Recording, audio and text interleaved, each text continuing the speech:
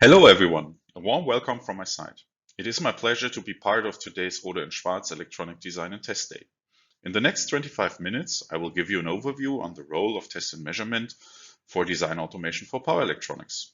But before I start explaining what design automation for power electronics is about and why test and measurement equipment plays an important role, let me introduce myself and the company I'm representing very briefly.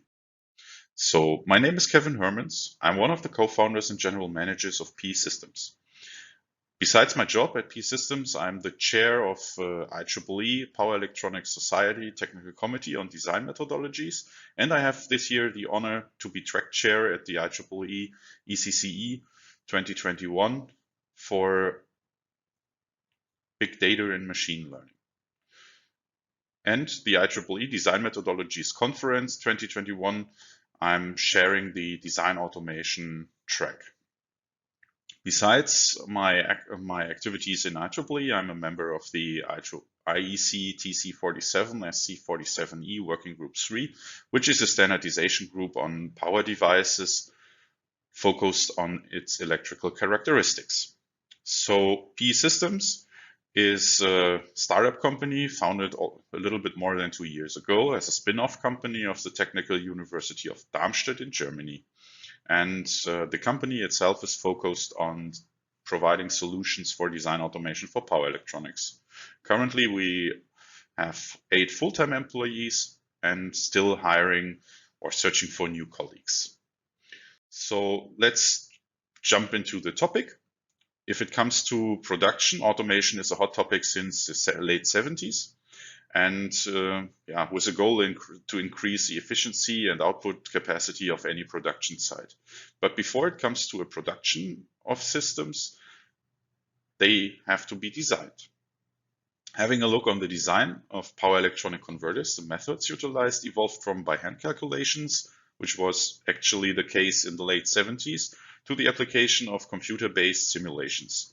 The big advantage of the simulation is that a detailed system analysis can be done before the first setup of a prototype. This will definitely save a lot of money, and this is for some of the design engineers the most important thing, decreases the frustration when it comes to the lab work with the first prototype. At the same time, the first setup and conduction is still dependent upon a lot of manual tasks. So creating a first simulation, this is not an easy task. By the development of new design methods by academia during the recent years, the automation of some of these tasks became conceivable and allows a decisive step forward. So we come to the point that some of these steps get more automated. This is of great importance if we have a look on the development of power electronics industry as a whole. Various fields of our daily lives gets electrified, and this requires more and more designs which have to be better suited for each and every application, and all this needs to be done by the design engineers in a shorter period of time. I mean, this gains pretty much of this needs a pretty much gain of efficiency during the design process. So before we dive into the design automation, what it is about, let's recap the design process itself. So here the design process could be even for any other technical system, does not have to be a power electronic system. It is modeled according to the V model. On the left-hand side, on the left branch, we have the system definition phase of the development, and on the right-hand branch, we have the system test and integration. So each and every design will start with a concept and specifications. Out of that, the design engineers start making in conjunction with their customers, even if they are in-house, obtaining the requirements and making first architecture decisions. Out of that, they will make a detailed design, starting with the implementation of certain subsystems, and then they start to integrate the subsystems into a full system and move up on the right-hand branch. And this is coming together with a lot of integration tests, and at the end, the system verification, where the design engineers ask themselves if they fulfill with the system on the table, if they fulfill the requirements, and that's the last step during the development before it comes to commercial application. They ask if the system is doing what it was intended to do in the system validation.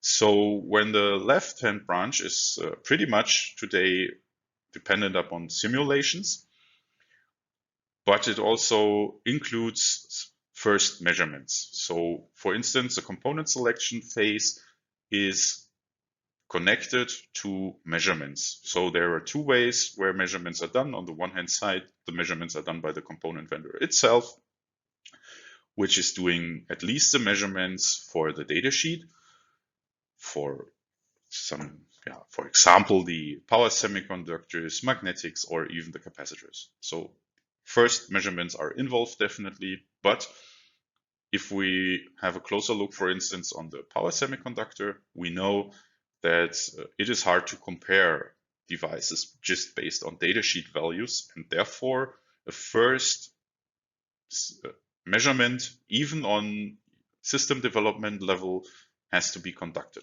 For instance, the switching losses are elaborated here. So if we move through the process, then we come to the point where the sub-circuit evaluation takes place, and with the whole system, with the verification, there some system test is involved. So these are basically, there are some more, or could be in other fashion distributed through the process, but in general, these are the measurement steps involved into a design process for power electronics. So now let's answer the question, what is design automation for power electronics about? And in the first place, this is, if you talk to people and asking about design automation, what they think about it, it is design space exploration. What does it mean? So you have a lot of different devices available on the market, for instance, for power semiconductors, magnetics, and capacitors, heat sinks, and so on and so forth. And out of these components, you can create a large number of possible systems.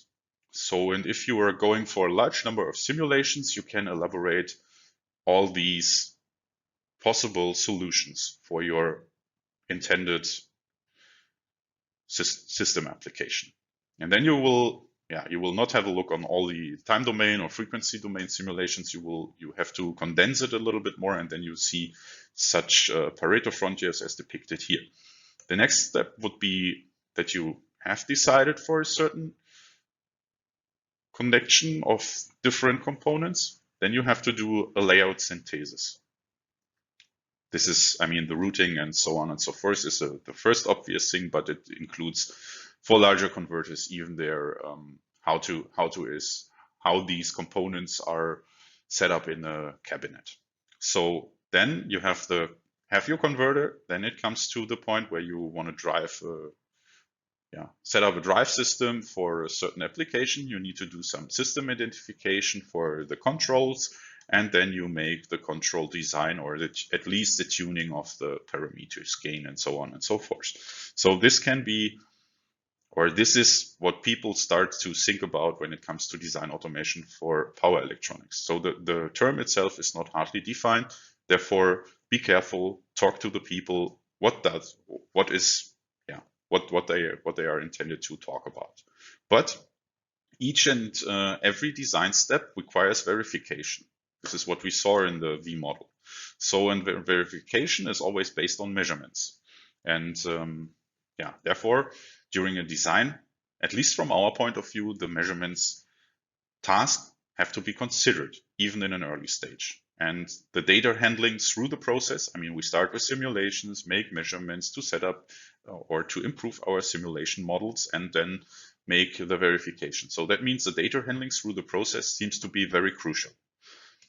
And so if data are the key to the design automation, then we have to have a look, or have to have another view on the data processing or the data usage during the process, or the generation. And this is what we want to show here. So it starts with data generation. And here, most of the data generation is in any case dependent or somehow dependent on measurements. I mean, even if you set up a simulation model, somewhere if you dig deeper into the topic, then you will figure out that there were some measurements behind.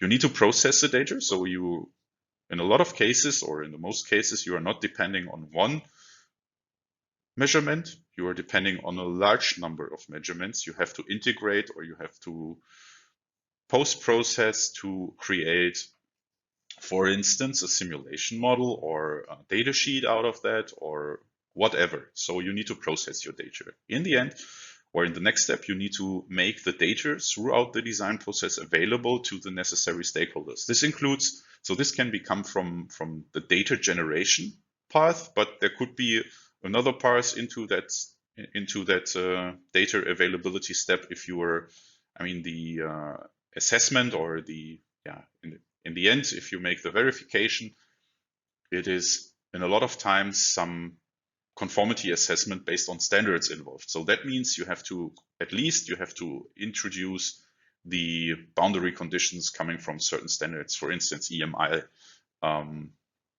levels or whatever. And the utilization of the data is another very important step. So here I provided again these design space exploration, or the step of the decision making. So the conformity assessment itself, based on standards, this is part of the data utilization as well. So let's have a closer look on the data generation. So we start, or I focus here still on the component selection. If we focus on the power semiconductor, discretes or modules, then we have to do some dynamic analysis, which is basically done with the oscilloscope and arbitrary waveform generator. So you need something for this, and this is what you do for the dynamic analysis, switching loss elaboration. And you have some static analysis for the power semiconductor, so output characteristics, or what is depicted here is the capacitance curves. So this is what you need to make a design. For the passives, you may end up with a frequency domain analysis, which can be part of, or which can be done with a network analyzer, or if you're going more into the load cases, then you may apply a power meter, and this is what you apply here. So data generation, there is a bunch of more things involved, but you can imagine that there are different setups. So the setup itself is not only consisting of one measurement device, it is more. And as an example, I brought you the data generation through the double pulse test setup. So for those of you who are not aware of the double pulse test, this one is used to obtain switching loss, or to analyze the switching losses and the switching times of power semiconductors. So you start with a setup, as depicted here at the bottom, where you have your power devices, in this case, 2 silicon carbide MOSFETs in a discrete housing with a driver circuit. You apply your probes, which are connected to an oscilloscope. You connect a load inductor, and you introduce current probes, and then you are ready to measure the switching losses and switching times. And therefore, you need to create some pulse trains. Could be, as the name is said, 2 pulses, so the double pulse, but there are already some proposals around which apply a pulse train.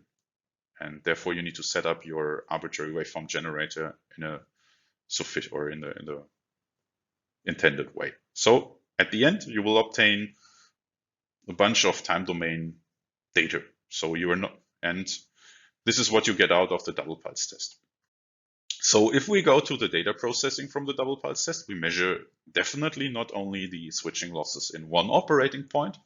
We go for measurements, for instance, in the evaluation of the switching losses over the load current, and additional or changing of the gate resistances. And therefore, we make a large number of measurements and condense these data into a more handy format.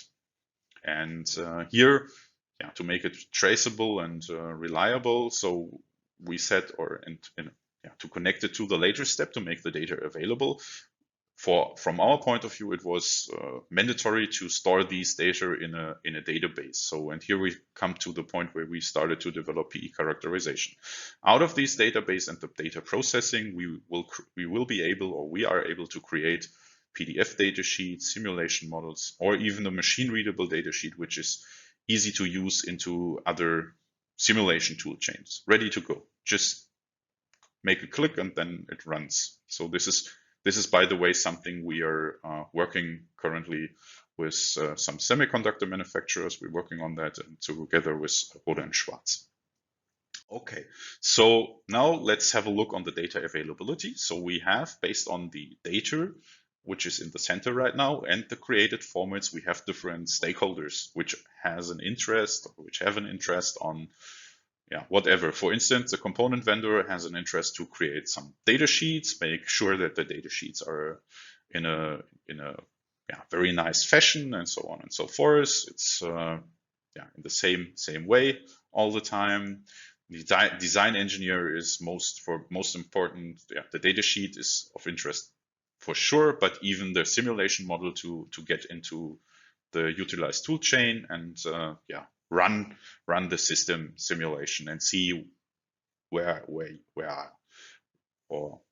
see some figure of merits. And the simulation tool vendor, they are interested basically in this kind of machine readable format to get connected into, or get the components into their application.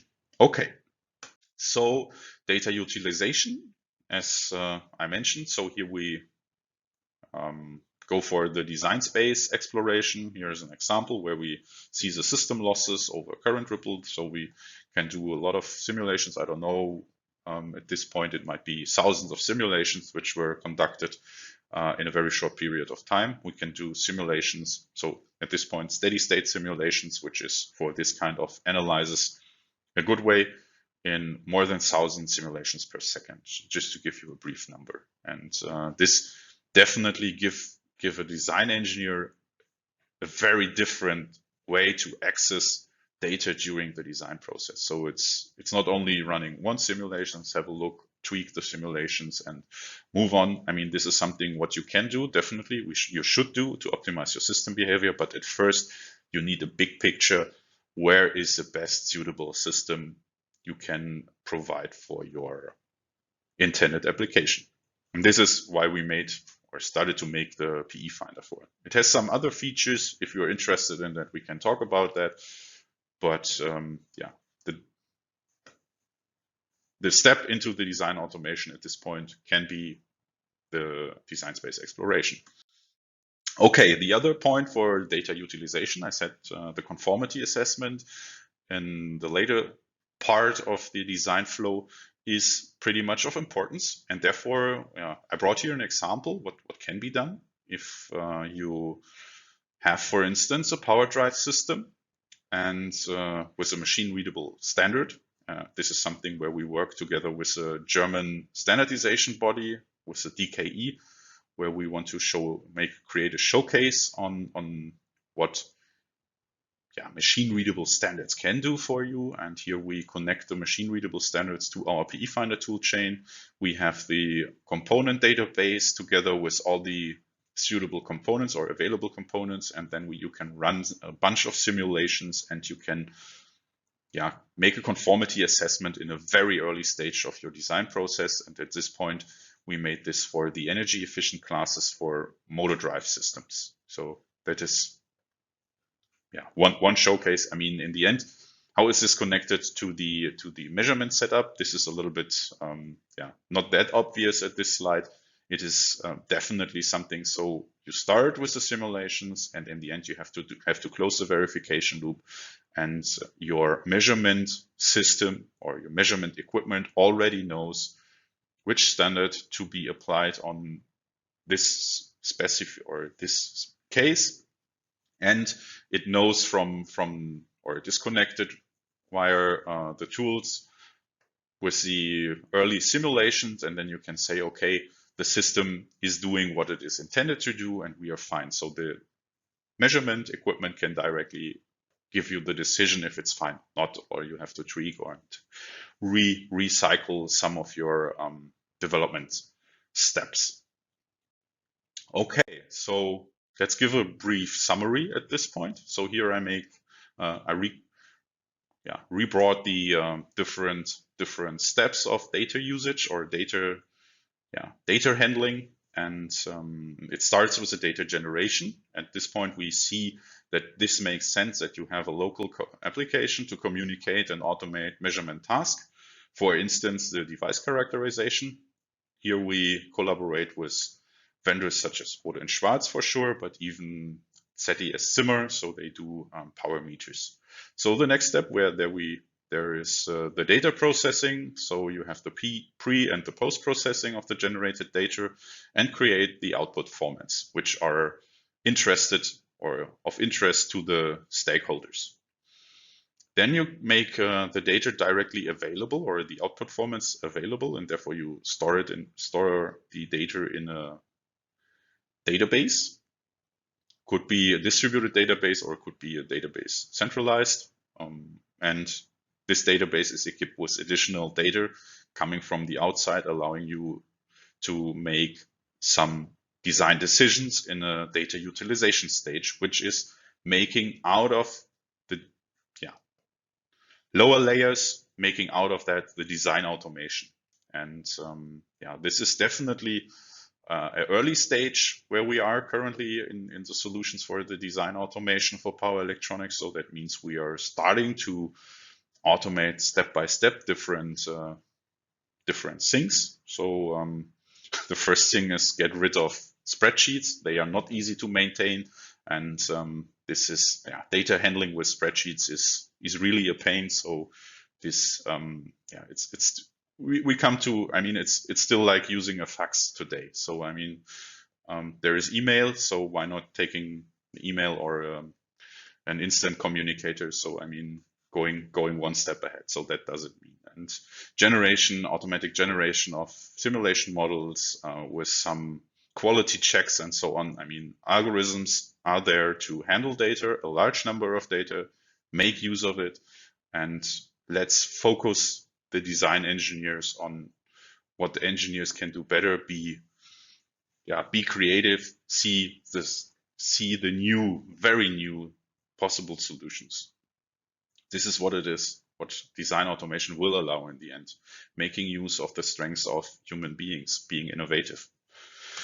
So, and PE Systems started to provide a portfolio on the design automation, as I mentioned earlier. So the PE Finder is for starting from the data utilization and design automation, and connects these points to the data availability level.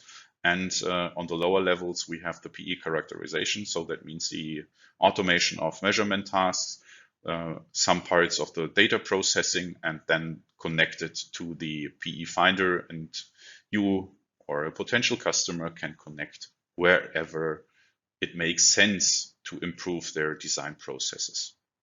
So yeah, with that, I'm at the end of my presentation. I hope you found it interesting. I would like to thank you for your attention. And if you have some questions or remarks, even on a later stage, here you find my contact details. Please get in touch. I'm happy to discuss certain points in terms of design automation or whatever. When it comes to power electronics, I'm getting very enthusiastic. Thank you. And I'm looking forward for the question and answer session.